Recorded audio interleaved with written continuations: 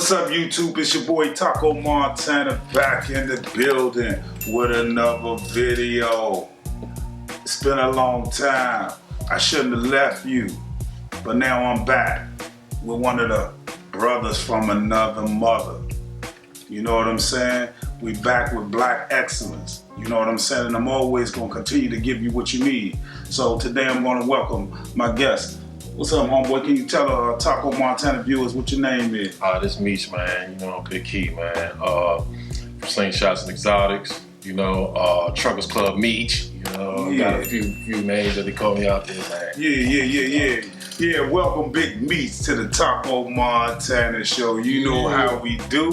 Yeah, so we're gonna give you a little opportunity to get to know Meech and know a few things about him, so you'll know that he's on the team and you support him. So Meech, first of all, we want to know is, you know, let the people know where were you born, and you know what I'm saying, and then you know the schools you attended when you grew up. I'm born uptown DC, man, Washington DC, born, bred, titty fed, man.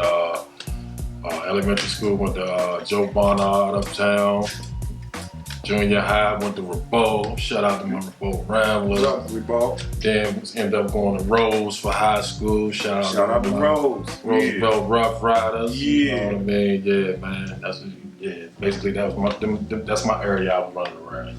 You know? Yeah. So Meech, you know what I'm saying? Before we get right in the story, we want to ask you. So when you were coming up as a youth, what did it kind of look like in DC, you know, as far as the atmosphere, you know what I'm saying, like, you know, up northwest, northeast, wherever you might have traveled, you know, how were the people living, you know, from your point of view?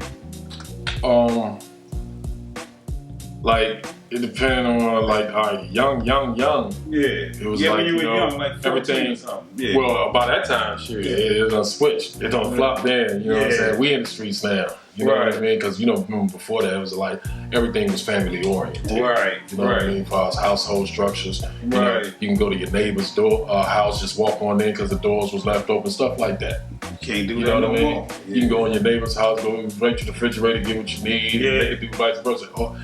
That's what it was. But then when we came, 13, 14, Hump Fizz Lounge, we jumped off the porch. Oh, yeah. We jumped off the porch early. I jumped off at 13, but guess what? I'm 13. Fizlam, he younger than me, right? Oh, yeah. He younger than me, but he getting down before me. Hey, man, rest in peace out, man. You know, Hands, Mike. Rest you know in what peace. I'm saying? Mike. You know what I mean? They younger, but they was already out. They was doing their thing before me and GB. You know what I'm saying? That's my godbrother. You know what I'm saying? My homie. But it was structured different. You know, a lot of things came to play. It's just transitioning over, like I said, from the family orientated homes and families to street situations now. You know what I mean? So when I'm like, 13, 14, Fizz, that's crack. Yeah. You know what I mean? That's like 5, 6 years into it. Right. It's strong now. You know what I mean? Yeah, man. So even though still it was like Penn said, it was worse back then because it was money involved. Right. Everybody getting money. Everybody, their mama and their great grandmama getting money. It don't matter how they was getting money, it was just getting money. Because money was plentiful back then. Right. It was just different, man. It was orientated, it was structured. You know what I mean? You had your dumb shit like what's going on today, carjackings and stuff like that. Because don't remember, that stuff started with our generation. With your generation first. Yeah. It started with your generation. You know what I mean? But when they was doing it, it was money involved. Right. It was chop shops, all that kind of stuff. Right. You know what I mean? Right. Now, up until now, that they just carjacking. Everybody doing it, and you know, it ain't got nothing to do with no money, because ain't no chop shops around. You know what I'm saying? Right. But when I was a young man, it was definitely different, man. Like I said, more structured, more orientated. The streets are like uptown. It was. We're in DC. You know what I'm saying? It's different in all different sections you go in. When we uptown, it's the middle class. It's considered middle class up here. Yeah. You know what I mean? The architecture of the homes and even the development of the streets is totally different than over the bridge. south side, south side, southwest, southeast, totally different. Right. Even some parts of northeast, but northeast even got bigger homes. Right. You know what I mean? Like over where y'all at over Montana and all that. You know, like 14th Street in the Brooklyn area. Them some big houses. You know what I'm saying? You got Jecks, but it's some big houses back there. Yeah. You know what I mean? Some of them even bigger than these up here. Yeah, over the Woodbridge area too. You know, exactly. Yeah, exactly. Yeah. Exactly. So, the design and development was totally different, but it seems you can definitely go to all four. I don't want to call them burgers. That's not all four sections of DC, and you can see and even feel the difference. Right. All you got to do is just drive into it. You'll see the difference, and you can compare each one of them. You know what I mean? Even down all the way down to the individual who come up out of different sections. You know what I mean? But it was nice.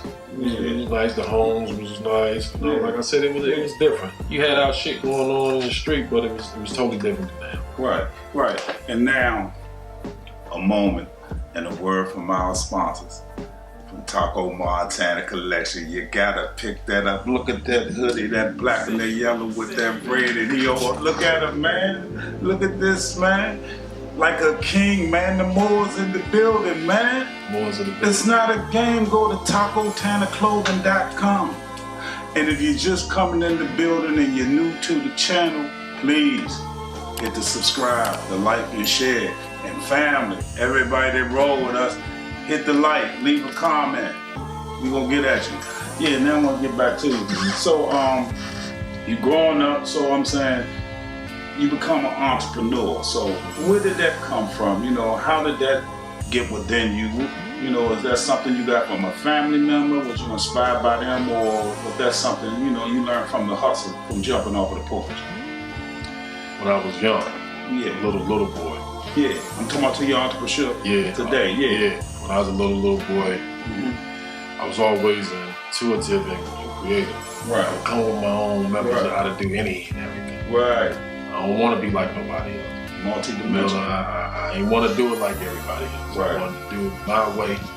You know what I mean? And I wanted to do things when I wanted to do it, not when somebody else told me to do it. I've been like that since a kid. Now, I do play. I'm very great at playing team ball.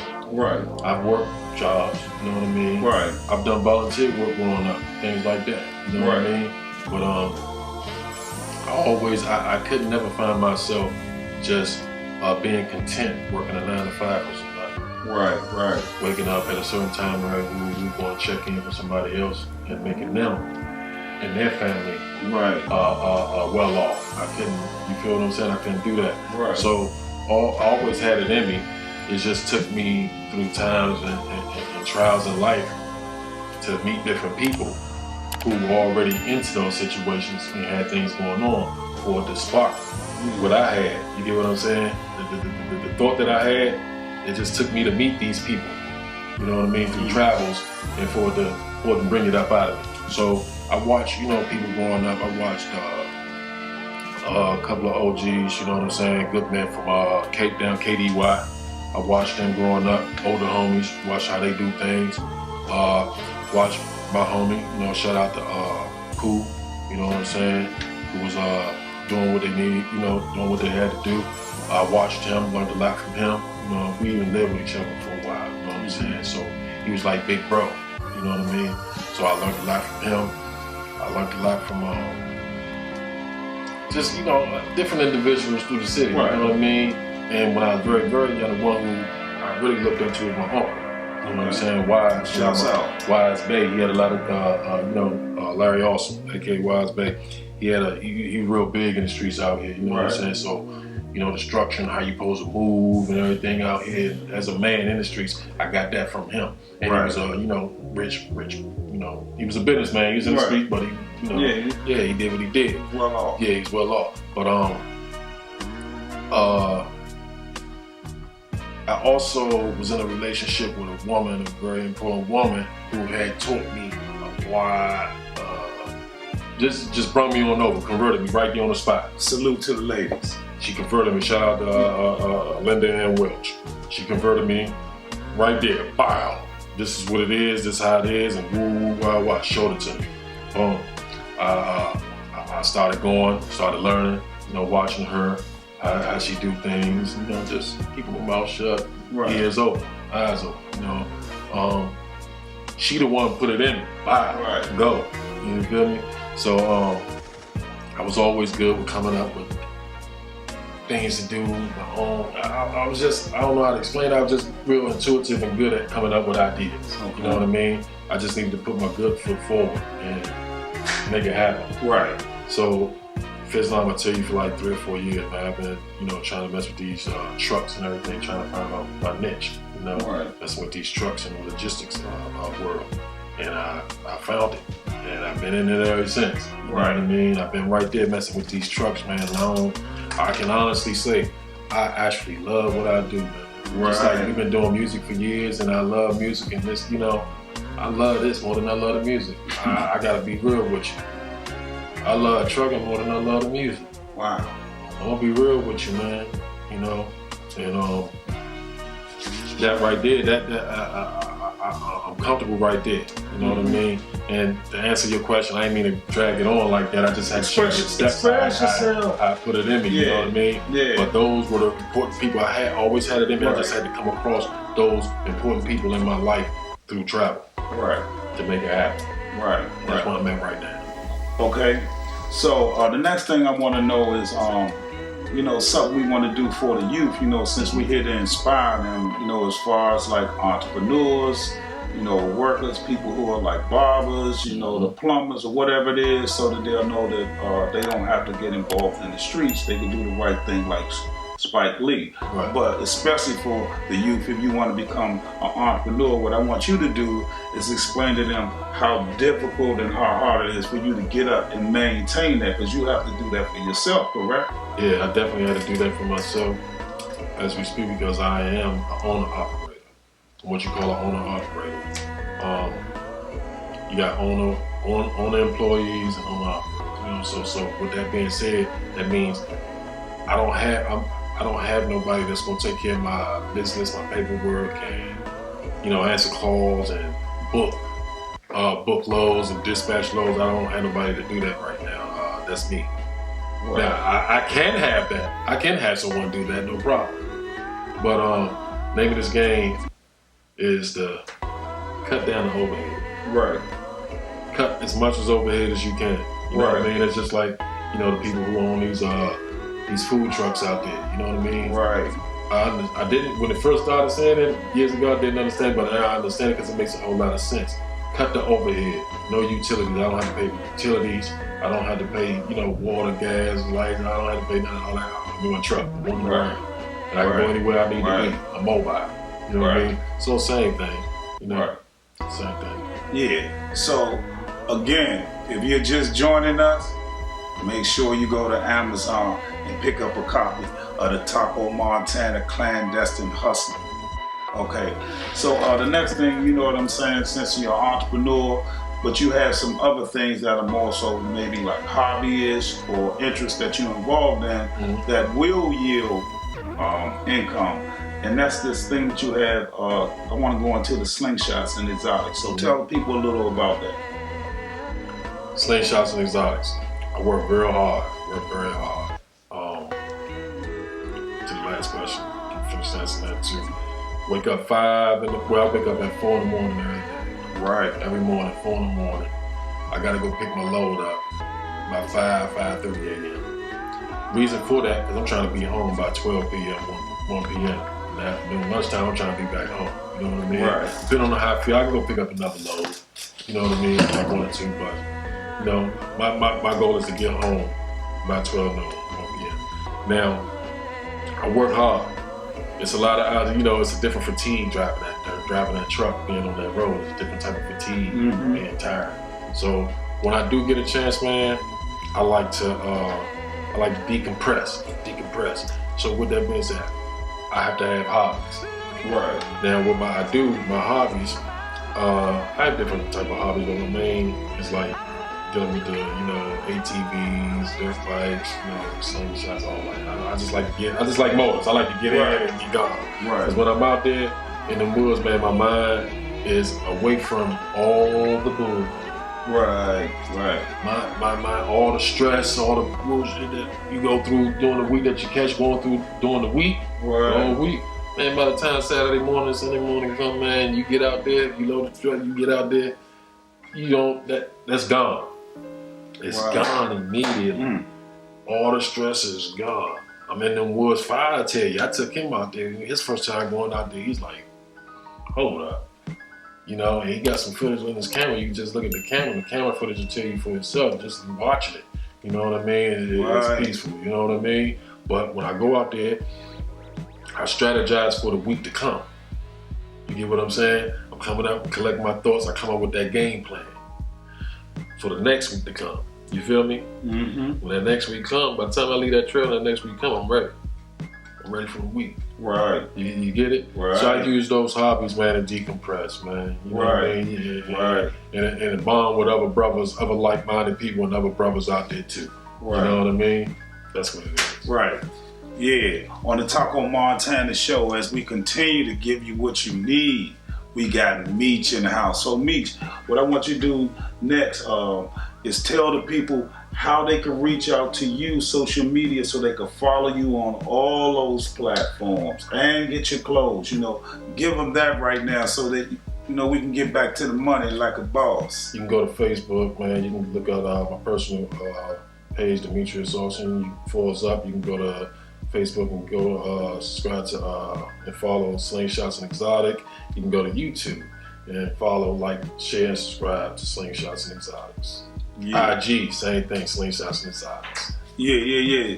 And you thought it was over? Nah, Meech got one more thing to do before we get up out the building. So Meech, what would you tell a young Meech or many of the youth out there, something powerful for them to, you know what I'm saying, to inspire them? What would you say to them today?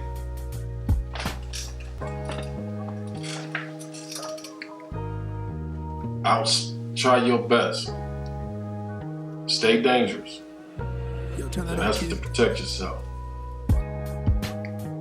Outsmart these people out here. Try your best to outsmart. I ain't saying be slick. I'm trying to say stay smart and outsmart the people that's against you. Because it's nothing but competition. Once you enter adult stage and this and that, it's nothing but competition. It's competition time. It's on. Outsmart these people. Stay on your theme. Stay focused. Stay focused. Whatever it is you want to do, make sure you lean towards that 1,000%. Don't slack up. Lean towards it because it's going to pay off. I don't care how long it takes. It's going to pay off. You have to plant the seeds. Once you plant the seeds and you water that seed takes time to bloom. Once it blooms and start coming up, now it takes time for it to bear fruit. Once it bears fruit, you can eat from that tree and it's going to be endless. You stay focused. Yeah, you heard what me said. Thanks again for watching the Taco Montana show on YouTube, where we continue to give you what you need. How you love that? How you love that? Yeah. That's it.